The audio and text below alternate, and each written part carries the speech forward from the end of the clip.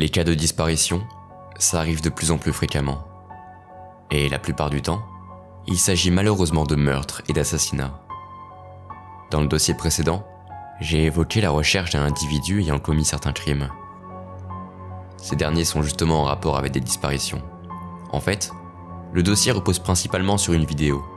En effet, j'ai reçu un email très étrange. Ce dernier ne comportait qu'un fichier joint, pas d'objet, ni même d'expéditeur. Le fichier était intitulé damnation.mp4. Je l'ai analysé avec l'antivirus de l'organisation. Il n'y avait aucun risque, alors je l'ai ouverte. Le visionnage de celle-ci m'a laissé sans voix. Vous savez, je suis au sein du bureau de l'étrange depuis 4 ans, et j'en ai vu des choses. Toutes plus terribles les unes que les autres.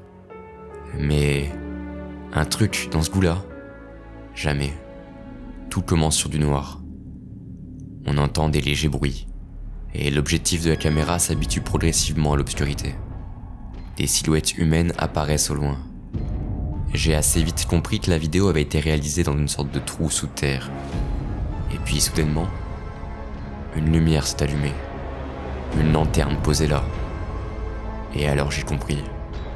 On était bien dans un trou sous terre, qui avait été creusé par quelqu'un pour une raison bien précise. Les bruits audibles avaient eux aussi une explication. Ils provenaient des 5 personnes dans le trou. Il y avait 5 hommes, tous ligotés et bâillonnés individuellement, allongés sur le sol dans l'espace qui avait été creusé. La peur se lisait dans leurs regards, qui semblaient chercher une aide dans l'œil de la caméra. Leurs cris étaient étouffés par leurs bâillons.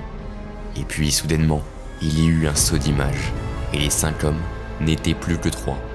Leurs cris se firent de plus en plus forts, tandis que la lumière de la lanterne dansait sur leurs visages terrifiés. Et encore une fois, un saut d'image. Les 3 hommes n'étaient plus présents. À la place, il y avait les 2 d'auparavant. Mais ils avaient quelque chose de changé. L'un n'avait plus ses jambes, et l'autre n'avait plus ses bras. Ils avaient également le crâne rasé. La lumière était plus faible qu'avant. Et puis, un saut d'image survint à nouveau. Le trou semblait ouvert. Un homme était en train de l'ouvrir, tandis que les captifs regardaient vers lui en criant de terreur. Et de façon répétitive, l'image sauta encore. À partir de là, j'ai assisté à une scène d'horreur. Les plans s'enchaînaient, les hommes criaient de plus en plus fort. Ils n'avaient plus que 2 membres chacun, les laissant à moitié ramper sur le sol. La vidéo fut accélérée, et j'ai pu voir les visages se déformer de plus en plus dans la douleur. Les flammes dansaient tandis que les hommes essayaient tant bien que mal de ramper et de se défaire de leurs liens. Mais au bout de quelques minutes, j'ai pu constater tout le sadisme du responsable. Après les avoir amputés, il les avait laissés là, jusqu'à ce qu'ils meurent de causes abominables. Un être humain peut survivre en moyenne 30 jours sans manger, et 3 jours sans boire. Pour autant, les 5 hommes retenus prisonniers au fond de ce trou avaient toujours leurs dents, et au bout d'un certain temps, ils se mirent à manger de la terre. Et la terre ne suffisant pas, ils se mirent à se dévorer eux-mêmes. C'était abominable à voir. Et à un moment, la lanterne s'est brisée. Les flammes dévorèrent les derniers survivants. Ils agonisèrent lentement, avant de succomber. Puis quelqu'un ouvrit le trou, et prit la caméra pour filmer depuis l'extérieur le massacre au fond du trou. La vidéo s'est arrêtée à ce moment-là. Heureusement, j'avais eu le réflexe de prendre mon bloc-notes pour garder une trace de ce que je voyais. La vidéo s'est supprimée toute seule dans la foulée, ne laissant plus aucune réelle trace de cette abomination. Ce nom de fichier, damnation, correspondait tout à fait au sort que le responsable a infligé aux malheureux. Ils ne pouvaient rien faire. Ils étaient condamnés. Mais ce qui est sûr, c'est qu'il faut être sacrément sadique pour faire tout ça. Et surtout pour y penser. Certains éléments que j'ai pu apercevoir dans la vidéo me donnent quelques pistes sur l'emplacement de ce trou.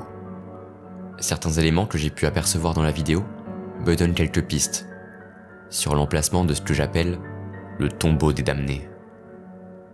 Je pense qu'on aura très bientôt l'occasion d'en apprendre plus. Et avec un peu de chance, on pourra mettre la main sur ce sadique et le faire payer pour ses crimes. Plusieurs questions me restent tout de même dans la tête. D'où provient cette vidéo exactement? Qui me l'a envoyée? Pourquoi? Et surtout, comment la personne a-t-elle fait pour que la vidéo se détruise juste après son visionnage? Beaucoup de questions restent sans réponse pour l'instant.